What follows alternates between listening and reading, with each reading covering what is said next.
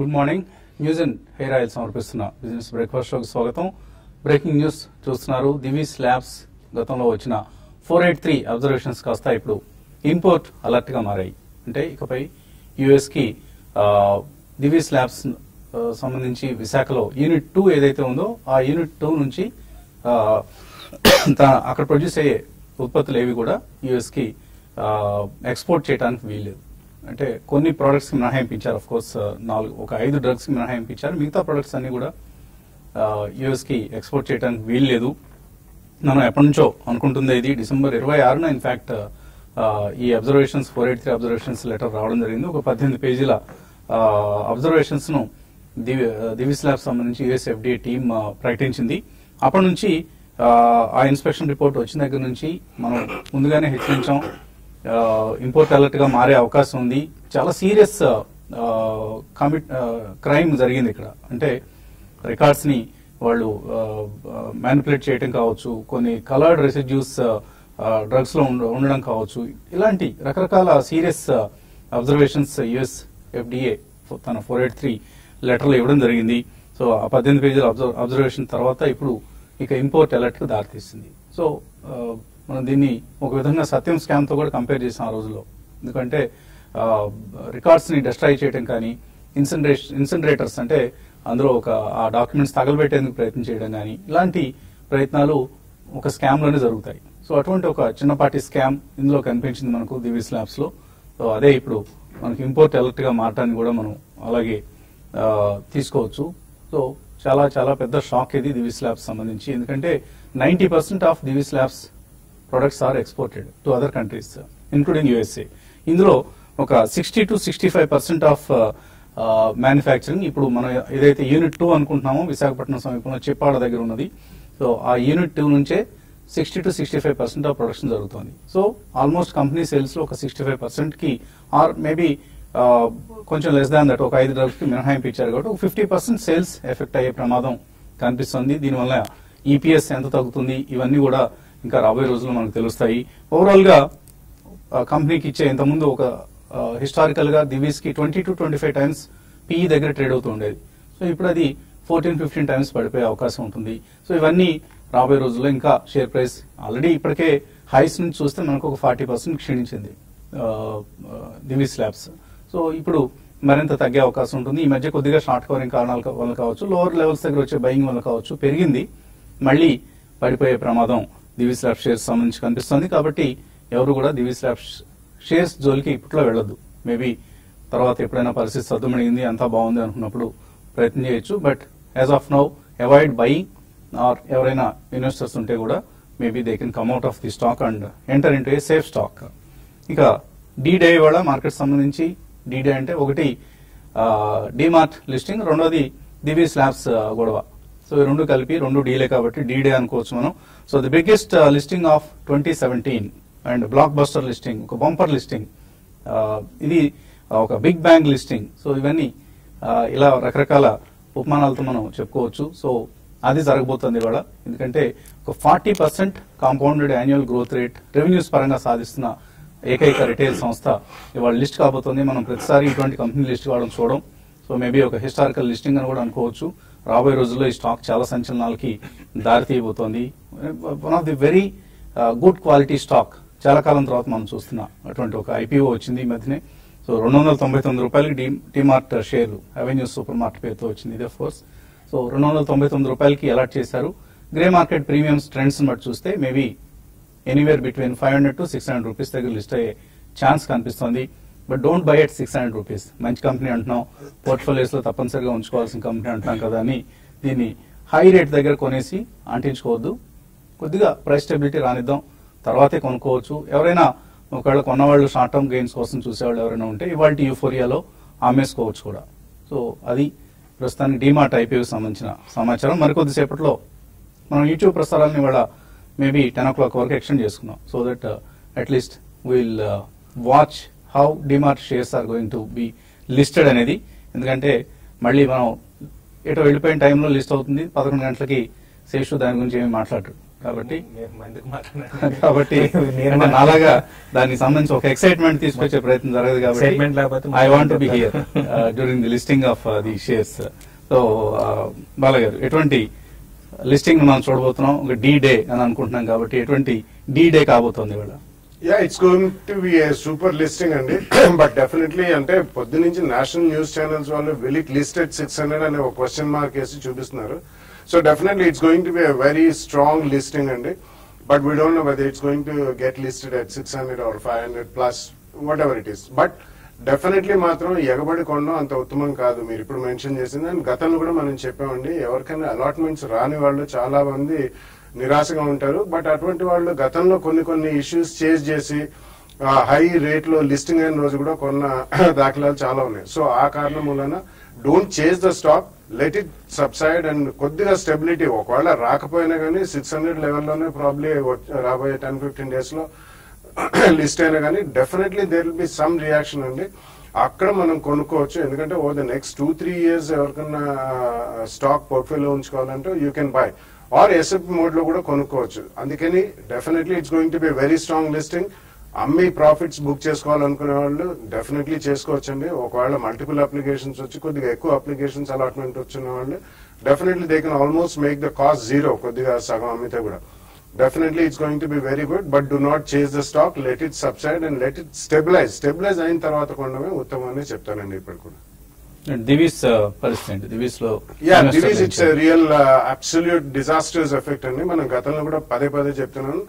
ఒక caveat, I own the stock. So last time మనం అనుకున్నప్పుడు ఎప్పుడైతే 483 వస్తే అది ఇంకా కూడా క్షీణించే అవకాశం ఉంది అనుకున్నాము. 483 తర్వాత ఓన్లీ వార్నింగ్ లెటర్ కాకుండా ఇప్పుడు ఏకంగా ఇంపోర్ట్ అలర్టే పెట్టారు. కాబట్టి ఇంపోర్ట్ అలర్ట్స్ అంత తొందరగా తొలగిపోవండి. ఎందుకంటే వాళ్ళు కంప్లీట్ రీఇన్స్పెక్షన్ ఇవి చేయడానికి గతంలో వేరే కంపెనీస్ కి మనం ఎక్కడైతే ఇంపోర్ట్ అలర్ట్ వచ్చిందో it has taken a very long time. It's more than a year, 12 to 18 months కూడా పట్టిన దాఖలా చాలా ఉన్నాయి. Even top of the line companies కూడా అన్ని జరిగాయి. కాబట్టి it's a very serious and data integrity and data manipulation absolutely data destruction అనేది జరిగింది. కాబట్టి ఐ థింక్ డెఫినెట్లీ మనం గతంలో చెప్పినట్టు please do not buy the stock until clarity comes out అని చెప్పాం. We stand by the same view. ఈ రోజు క్లారిటీ వచ్చింది కాబట్టి లెట్ ఇట్ సెటిల్ డౌన్. ఈ ప్రాసెస్ ఎంత దూరం వెళ్తుందో, ఎంతకాలం జరుగుతుందో లేదు. ఇదే కాకుండా వాళ్ళ కాకినాడలో ఏదైతే కొత్త ప్లాంట్ వాళ్ళు ఎన్నిసార్లు చేశారో అది కూడా చాలా డిలేస్, అంటే క్లియరెన్సెస్ రాలేదు, డిలే అవుతుందని కూడా మనకి తెలుస్తుంది. కాబట్టి they are going to only operate from 1 unit right now అండి, or maybe unit number 1 Bheemunipatnam దగ్గర ఉంది అండ్ ఒకటి ఇక్కడ మనకి నల్గొండ డిస్ట్రిక్ట్ లో ఉంది. బట్ ఎంత మనకి దీని మీద కంపెనీ పనితీరు మీద ప్రభావం అవుతుంది అనేది రాబోయే ఫ్యూ డేస్ లో మనకు ఒక క్లారిటీ వస్తుంది. కంపెనీ వర్గాల వాళ్ళు బయటకు వచ్చి ఇంత పర్సెంటేజ్ ఆఫ్ సేల్స్ మాకు పోతుంది అని చెప్పి. బట్ ఇది ఇక్కడే ఆగదండి. అంటే ఇందాక మీరు మెన్షన్ చేసి మనం కాషన్ చేస్తున్నట్టు there can be other regulators who can also say ఇక్కడ నుంచి మేము ఇంపోర్ట్స్ అనేది తీసుకోము అని చెప్పి. సో ఇవన్నీ కూడా ఇన్ టోటాలిటీ తీసుకుంటే మాత్రం it take a very long time for Divi's to come out of this అండి. వాళ్ళు ప్రొఫెషనల్ గా ఇప్పుడు మేనేజ్మెంట్ వాళ్ళు they have to consult lot of US FDA consultants and then మొత్తం వాళ్ళకి ఏవైతే వార్నింగ్ లెటర్ లో ఇచ్చిన పాయింట్స్ ఉన్నాయో అవన్నీ కూడా అడ్రస్ చేసి మళ్ళీ వాళ్ళని US FDA వాళ్ళని పిలిచి రీఇన్స్పెక్షన్ చేసిన తర్వాత establishment inspection report without any qualification ఇస్తేనే తప్ప ఇక్కడ నుంచి ఎక్స్పోర్ట్స్ జరిగే అవకాశం లేదు. So be very careful, do not jump. పడ్డది కదా అని చెప్పి మాత్రం తప్పకుండా కొనదండి. It's a caveat. Once again I own the stock, please be extremely careful. So August 31st రోజున Divi's labs last year 2016 August 31st exchange ఒక లెటర్ పంపించింది. మా మీద ఎటువంటి ఇంపోర్ట్ ఎకనామిక్ టైమ్స్ దినపత్రిక ప్రచురించిన వార్తకి ఖండన ఇస్తూ మాకు US FDA నుంచి ఎటువంటి ఇంపోర్ట్ అలర్ట్స్ లేవు, కాబట్టి ఎకనామిక్ టైమ్స్ లో వచ్చిన వార్త తప్పు అని. మరి ఇప్పుడు ఏం చెప్తుంది? US FDA సైట్ లోనే ఇంపోర్ట్ అలర్ట్ ని ప్రకటించడం జరిగింది. So it's very very bad news for Divi's labs and its shareholders. So intraday traders ఏం చేయాలి వాళ్ళకి ట్రేడింగ్ లో? కానీ ఇది మనం గతంలో చాలా సార్లు చెప్పుకోవడం జరిగింది. ఇప్పుడున్న మార్కెట్స్ ఇంట్రాడే కన్నా పొజిషనల్ ట్రేడింగ్ కి చాలా అనుకూలం అనుకున్నాము. అయితే ఇంట్రాడేలో కూడా కొన్ని ఆపర్చునిటీస్ అనేది రావచ్చు. నిన్నటి రోజు చూసుకుంటే మార్కెట్స్ ఆ డే అంతా కూడా కొంచెం డౌన్ సైడ్ బాయ్స్ తోనే ట్రేడ్ అయినాయి. మిడ్ క్యాప్ లో లాస్ట్ లో కొంత, మిడ్ క్యాప్ లో మొదట్లో కొంత మిడ్ క్యాప్ బాగున్నా కూడా లాస్ట్ వచ్చేటికి మళ్ళీ కొంచెం డిక్లైన్స్ ఎక్కువ కావడం చూసాము. అటు ఎఫ్ఐఎస్ నుంచి కొంచెం బయింగ్ తగ్గడము, తర్వాత డొమెస్టిక్ ఫండ్స్ సెల్లింగ్ కారణంగా చెప్పొచ్చు. ఏదైనా కూడా మార్కెట్ రానున్న రోజుల్లో కన్సాలేషన్ ఉంటుంది. అయితే ఇక్కడ నుంచి ఎక్కువగా లార్జ్ క్యాప్ స్టాక్స్ కొంచెం టైర్ అయినట్టు కనపడుతున్నాయి. కాబట్టి ఇక్కడ నుంచి ఒక పాజ్ అనేది మార్కెట్ లో ఉండొచ్చు, చిన్న డిప్స్ అనేది మార్కెట్ లో ఉండొచ్చు. కాబట్టి ఎవరి డిప్ లో కూడా బై, ఇప్పుడు కూడా బై అనే చెప్తాం. అయితే ఆ షిఫ్ట్ అనేది లార్జ్ క్యాప్ నుంచి mid cap and small cap వైపు రానున్న రోజుల్లో మారడానికి అవకాశం ఉంటుంది. అది ఈ రోజు ప్రాబబ్లీ ఈ రోజు నుంచి అది జరగవచ్చు. కాబట్టి అటువంటి వాటిలో పొజిషన్ తీసుకోమంటాను. షార్ట్ టర్మ్ కి డెలివరీ బేస్డ్ బయింగ్ కోసం మాత్రం చంబల్ ఫెర్టిలైజర్స్ ఒకటి బై చేయమని చెప్తాను. అంటే ఒక next 2 to 3 months, even 1 month అట్లా అటువంటి టైం కోసం చాలా స్ట్రాంగ్ గా బౌన్స్ బ్యాక్ అయ్యే అవకాశాలు ఈ లెవెల్స్ నుంచి కనపడుతున్నాయి. ఆల్రెడీ రీసెంట్ గా ఇది 80 రూపీస్ పైన సస్టైన్ అవుతుంది. 100 రూపీస్ కూడా దాటి 120 వైపు నెక్స్ట్ 3 to 4 months లో పెరగచ్చు. ఈవెన్ షార్ట్ టర్మ్ వ్యూతో కూడా క్లోజర్ గా 96, 98 ఆ లెవెల్స్ టెస్ట్ చేయొచ్చు. కాబట్టి చంబల్ ఫెర్టిలైజర్స్ బై అని చెప్తాను. తర్వాత సింటెక్స్ ని ఫ్యూ డేస్ కోసము వీరి డిపోలో కూడా బై చేయమంటాను. అదేవిధంగా డిష్ టీవీ ఒకటి కూడా బై చేయమంటాను. ఫెడరల్ బ్యాంక్ ఒకటి, ఈ మూడు కూడా ఏంటంటే షార్ట్ టర్మ్ వ్యూతో కూడా బై చేయొచ్చు. ఈవెన్ ఇప్పుడున్న పరిస్థితులు బట్టి మార్కెట్ ఒకవేళ అనుకూలంగా ఉంటే ఈవెన్ ఇంటర్డే కూడా ఇటువంటి స్టాక్స్ లో పొజిషన్ తీసుకోమంటాను. నిన్నటి రోజుగా చూసుకుంటే లార్జ్ క్యాప్ బ్యాంక్స్ లో కొన్నిట్లో సెలెక్టివ్ వాటర్ సెల్లింగ్ వచ్చినా కూడా mid cap PSU banks last లో మంచి బాగా వాల్యూమ్స్ తో పెరగడం చూసాము. నెక్స్ట్ ఫ్యూ డేస్ లో కూడా మిడ్ క్యాప్ పిఎస్యూ బ్యాంక్స్ లో ఒక షార్ట్ టర్మ్ అప్ ట్రెండ్ అనేది ఉండొచ్చు. మెటల్స్ మనం చూసాము లాస్ట్ 2 days లో కొంత హై నుంచి కరెక్ట్ అయినాయి. మెటల్స్ మాత్రం సెల్ అండ్ ర్యాలీస్, ఐటీ కూడా సెల్ అండ్ ర్యాలీస్ అంటాను.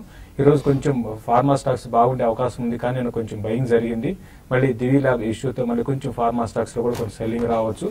ఏదైనా ఎఫ్ఎంసీజీ కొంత బయింగ్ లో ఉండే అవకాశం ఉంది. Stock specific action and mid cap లో యాక్షన్ కొనసాగవచ్చు అండి. ఓకే అండి. సో బిజినెస్ బ్రేక్ఫాస్ట్ లో ఇప్పుడు చిన్న విరామం.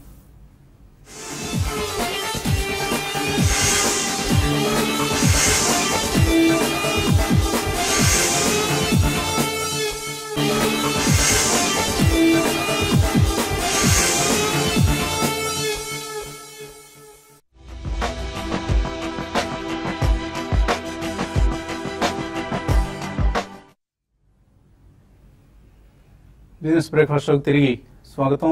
SPB versus Ilaiyaraaja. ప్రస్తుతం ఇప్పుడు ఈ వివాదం మీడియాలో ప్రముఖంగా మనం చూస్తూ ఉన్నాం. సో ఒక పాటకి తండ్రి మ్యూజిక్ డైరెక్టర్ అయితే తల్లి ప్లేబ్యాక్ సింగర్. సో ఇద్దరు కలిసి సంసారం చేస్తేనే ఒక చక్కటి పాట పుడుతుంది. సో అటువంటి ఒక చక్కటి రిలేషన్షిప్ లో ఇప్పుడు వివాదం ఏర్పడింది. సో నేను సంగీత దర్శకత్వం వహించిన పాటలు ఏవి కూడా నువ్వు పాడటానికి వీల్లేదు అంటూ ఎస్పీ బాలసుబ్రహ్మణ్యంపై ఇళయరాజా ఒక లీగల్ నోటీస్ పంపించారు. ఆయన ఎస్పీబీ 50 అంటూ 50 సంవత్సరాల తన సినీ సంగీత ప్రయాణాన్ని పూర్తి చేసుకున్న సందర్భంగా బాలుగారు వివిధ దేశాల్లో తన పాటల కచేరీని కొనసాగిస్తున్నారు. సో ఇప్పుడు యుఎస్ఏలో ప్రస్తుతం కొనసాగిస్తున్న సమయంలో బాలుగారికి ఇళయరాజా నుంచి ఒక నోటీస్ అందింది. సో ఆ నోటీస్ ప్రకారం ఆయన సంగీత దర్శకత్వం బాలుగారు పాడిన పాటలేవి కూడా మళ్లీ పాడటానికి వీలేదు కచేరీలో అంటూ ఆయన లీగల్ నోటీస్ పంపడం జరిగింది. సో బాలుగారు మనకి టీవీ5కి పంపించిన సమాచారం ఇక్కడ చూస్తున్నారు. సో ఏమాత్రం దీన్ని కాంట్రవర్సీగా చేయొద్దు, ఇది ఇక్కడితో ఆపేద్దాం అంటూ ఆయన తన సంస్కారాన్ని చాటుకుంటున్నారు. సో మనందరికీ తెలుసు మోర్ దాన్ ఎ సింగర్ బాలుగారు ఎంతటి చక్కటి హ్యూమన్ బీయింగ్, ఎంత చక్కటి సంస్కారి ఆయన. సో సంస్కారం అనేది ఆయన నుంచే నేర్చుకోవాలి ఎవరైనా కూడా. సో అటువంటి మనిషికి ఆయన లీగల్ నోటీస్ పంపాల్సిన అవసరం లేదు. In fact they are good friends. చక్కగా ఒక ఫోన్ చేసి నా పాటలు పాడొద్దు బాలు అంటే ఆయన ఆపేస్తారు. అందులో పెద్ద కాంట్రవర్సీ కూడా లేదు. కానీ మేబీ వయసు పెరుగుతున్న కొద్దిగా ఇటువంటి చాదస్తాలు వస్తుంటాయి అనుకుంటాను. సో ఇళయరాజా గారు ఇటువంటి మనందరికీ చాలా అభిమాన సంగీత దర్శకుడు, కానీ we don't know why he is doing like this. So ఈ వివాదాన్ని పెద్దది కాకుండా ఇద్దరు చక్కగా ఫ్రెండ్లీగా పరిష్కరించుకుంటే మనం మరిన్ని మంచి పాటల్ని, ఇన్ఫాక్ట్ ఇళయరాజా గారి కంపోజిషన్ ఎంత గొప్పదో అంతకంటే గొప్పది బాలు గారు పాడిన స్టైల్ గానీ సింగింగ్ గానీ. సో ఆ రెండింటి కాంబినేషన్ వల్ల ఆ పాటలు అంతగా హిట్ అయ్యాయి. అదే ఇంకొక ప్లేబ్యాక్ సింగర్ ఎవరైనా పాడుంటే ఆ పాటలు అంత హిట్ అయ్యో కాదేమో. మేబీ అటువంటి ఒక చక్కటి జంట, ఆ జంట తమ వివాదాన్ని స్నేహపూర్వకంగా పరిష్కరించుకుంటే మనందరికీ సంతోషంగా ఉంటుంది. అండ్ ఇక కాలర్స్ మెయిలర్స్ మనకు సిద్ధంగా ఉన్నారు. కాల్స్ తీసుకుందాం. First caller Ramasubbareddy. Hello hello, నమస్కారం సార్. నమస్తే అండి, అడగండి సుబ్బారెడ్డి. అడ్వాన్స్ ఎంజైమ్స్ అండి, నిన్న 15% పైకి వచ్చింది, ఏంటి విషయం? అడ్వాన్స్ ఎంజైమ్స్ నిన్న ఎందుకు పెరిగింది 15%? 100 షేర్స్ ఉన్నాయండి, ఒక 10% ప్రాఫిట్ లో ఉన్నాం. గుడ్. ఉంచండి. మనకి న్యూస్ ప్రస్తుతానికి న్యూస్ అంటే ఏం లేదండి. ఒక్కోసారి బుల్ మార్కెట్ లేదంటే సడన్ స్పర్శ వస్తాయి, తర్వాత న్యూస్ మనకి రావచ్చేమో, అంటే నెక్స్ట్ ఫ్యూ డేస్ లో ఏమైనా పాజిటివ్ న్యూస్ లాంటిది రావచ్చేమో, అటువంటి కూడా చెప్పలేము. బట్ ఏదైనా కూడా స్టాక్ చూసుకుంటే లాస్ట్ క్వార్టర్ రిజల్ట్ బాగాలేని కారణంగా 1800 సపోర్ట్ లెవెల్ నుంచి 1600 వరకు వచ్చి అక్కడ నుంచి బౌన్స్ బ్యాక్ అయింది. ఇది ఇంకా పెరిగే అవకాశాలు ఎక్కువ ఉన్నాయండి. మనకి నెక్స్ట్ మంత్ రిజల్ట్, అంటే నెక్స్ట్ మంత్ రిజల్ట్ కూడా ఉన్నాయి. కంపెనీ మేనేజ్మెంట్ ప్రకారం బాగానే ఈసారి రిజల్ట్ బాగుండొచ్చు. కాబట్టి 2200 దాటి వెళ్లే అవకాశం, ఇమీడియట్ గా 2200 వరకు వెళ్ళొచ్చు. అది కూడా క్రాస్ అయిందంటే న్యూ హైస్ వైపు వెళ్ళొచ్చు. నెక్స్ట్ ఒక 2 to 3 months కోసం అయితే హోల్డ్ చేయండి. మరి ఇమీడియట్ ట్రేడర్ అయితే మాత్రం 1-2 రోజులు వెయిట్ చేసి ఇక్కడ నుంచి ఒక 5 to 10% కైండ్ ఆఫ్ ఇంకా అప్ సైడ్ రావచ్చు. వచ్చినప్పుడు మీరు ప్రాఫిట్ బుక్ చేసుకోమని చెప్తారు. బళ్ళు ఓడలు కావడం, ఓడలు బళ్ళు కావడం అనేది మనం చూస్తూ ఉంటాం స్టాక్ మార్కెట్స్ లో చాలా సందర్భాల్లో. ఒక టైంలో దివి స్లాబ్స్ తారాస్థాయిలో, అంటే పిచ్చి పీకి వెళ్ళినట్టు కదా, ఆ టైంలో అటువంటి ఒక టైంలో ఉన్న సమయంలో నాట్కో ఫార్మాని అందరూ ఇగ్నోర్ చేసేవాళ్ళు. ఏముంది ఈ కంపెనీ, మామూలు సాదాసీదా కంపెనీ. బట్ ఇవాళ పరిస్థితి తారుమారైంది. వాళ్ళ Natco pharma is in full demand, crazy stock అయిపోయింది. అండ్ దివి స్లాబ్స్ నెగ్లెక్టెడ్ స్టాక్ గా మారిపోయే ప్రమాదం కనిపిస్తుంది. సో ఇలా ఎప్పటికప్పుడు ట్రెండ్స్ మారుతూ ఉంటాయి. అందుకనే మనం చెప్తూ ఉంటాం, ఎవరు కూడా మేము 20 ఏళ్ల కోసం ఈ స్టాక్ కొనేసి పక్కన పడేస్తామండి అనుకునే పరిస్థితి లేదు ఇప్పుడు. సో రిటైర్మెంట్ స్టాక్స్ అనే ఒక కాన్సెప్టే లేదు ఇప్పుడు. So you can't keep some stock for your retirement. ఎప్పటికప్పుడు పరిణామాలు చూస్తూ ఉండాలి, రివ్యూ చేసుకుంటూ ఉండాలి, కంపెనీ పెర్ఫార్మెన్స్ చూస్తూ ఉండాలి, ఆ సెగ్మెంట్ ఆ సెక్టర్లో ఏం జరుగుతుందో చూస్తుండాలి. ఇవన్నీ మనం తీసుకోవాల్సిన జాగ్రత్తలు. మార్కెట్స్ లో ఇన్వెస్ట్ చేసి అలా పడేసి ఊరుకునే రోజులు కావు ఇవి. తర్వాత కాలర్ నిజామాబాద్ నుంచి Prakash. Hello. Hello, good morning sir. Morning అండి, అడగండి. Sir Sun Pharma sir long term లో అనుకుంటున్నాను సార్. 745 లో తీసుకున్నాను సార్. ఒక 2 years వరకు అవుతుంటున్నా అండి. అంటే ఎంతకాలం లాంగ్ టర్మ్ అంటే ఇప్పుడే అనుకుంటున్నాం మనం. ఎంతకాలం? 2 years above. 2 years above. Okay. Sun Pharma ఇప్పుడు ఆయన 745 ఆల్రెడీ కొన్నారు. హోల్డ్ చేయొచ్చా, ఇంకా యాడ్ చేసుకోవచ్చా? యా, రీసెంట్లీ వాళ్ళకి Mohali one of the biggest units అండి. వాళ్ళకి యుఎస్ ఎఫ్డిఏ క్లియరెన్స్ వచ్చింది. ఇది చాలా కాలం, ఆల్మోస్ట్ మోర్ దెన్ 3 years నుంచి వివాదంలో ఉంది. అక్కడ ఇంపోర్ట్ అలర్ట్ కూడా పెట్టారు.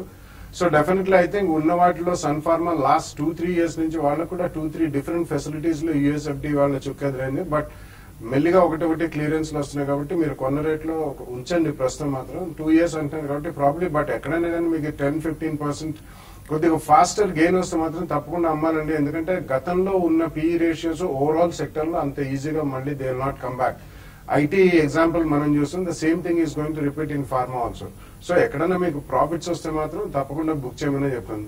2 years వ్యూ అయినా, ఎందుకంటే పర్ఫెక్ట్లీ లిక్విడ్ స్టాక్ అండి. ఇది కూడా ఈజీలీ మనకి కొద్దిగా మార్కెట్ సెంటిమెంట్ వీక్ ఉన్నప్పుడు మళ్ళీ దొరుకుతుంది.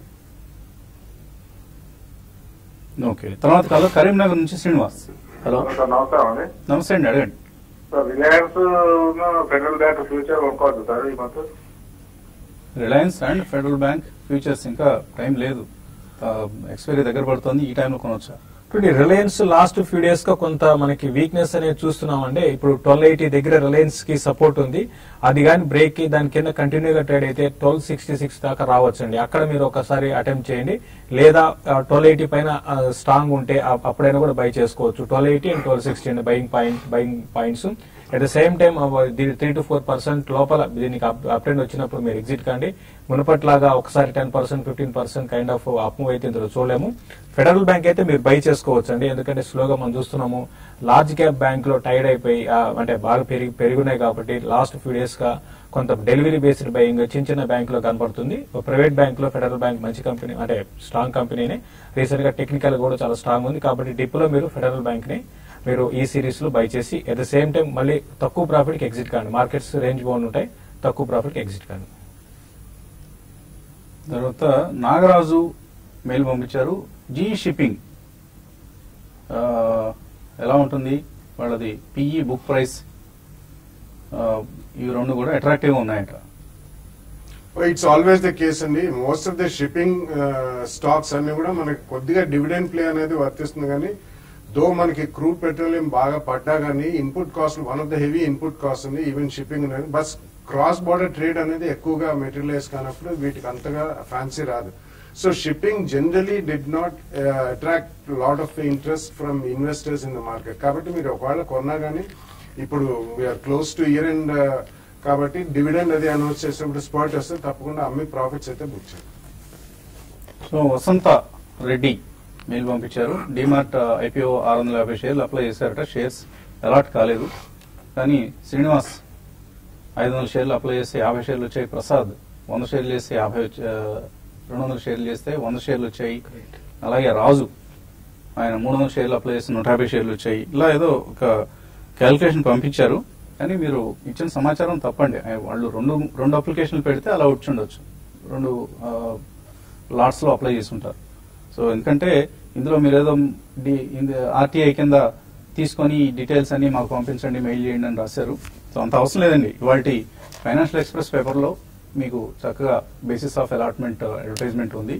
అది చూస్తే మీకు అర్థమవుతుంది. ఎందుకంటే మినిమం 50 షేర్స్ అప్లై చేసిన వాళ్ళకి 39:155 అంటే ఆల్మోస్ట్ 1:4 నిష్పత్తిలో ప్రతి 4 ఒకళ్ళకి అలాట్ చేశారు 50 షేర్లు. అలా కనీసం 50 షేర్లు చొప్పున 50 షేర్స్ అప్లై చేసిన వాళ్ళ దగ్గర నుంచి 650 షేర్లు అప్లై చేసిన వాళ్ళ వరకు అందరికీ 1:4 నిష్పత్తిలో సుమారుగా వాళ్ళు ఇచ్చిన నిష్పత్తి ఏంటంటే 39:155 అంటే ప్రతి 4 అప్లికెంట్స్ లో ఒక అప్లికెంట్ కి ర్యాండమ్ పద్ధతిలో కంప్యూటర్ ఫీడ్ చేసేస్తారు. ఆ డీటెయిల్స్ అన్ని కూడా కంప్యూటరే అలాట్ చేస్తుంది. ఇందులో మాన్యువల్ ప్రాసెస్ అంటే ఏమి ఉండదు. కాబట్టి చాలా క్రిస్టల్ క్లియర్ గా పారదర్శకంగా ఈ వ్యవహారం ఉంది. కాబట్టి మనం ఆర్టీఐ కింద అప్లై చేసి అవన్నీ పాత రోజులు, అప్పట్లో సమాచారం సరిగా ఉండేది కాదు. ఇప్పుడు చాలా క్లియర్ గా ఇవ్వాలి, లేకపోతే సెబీ ఊరుకోదు. అందరినీ పనిష్ చేసే ఒక మెకానిజం కూడా ఉంది. And let us wait for DMart listing. మరి కొద్దిసేపట్లో 10 వరకు ఇవాళ మన కార్యక్రమం కొనసాగుతుంది. కాబట్టి కీప్ వాచింగ్ TV5.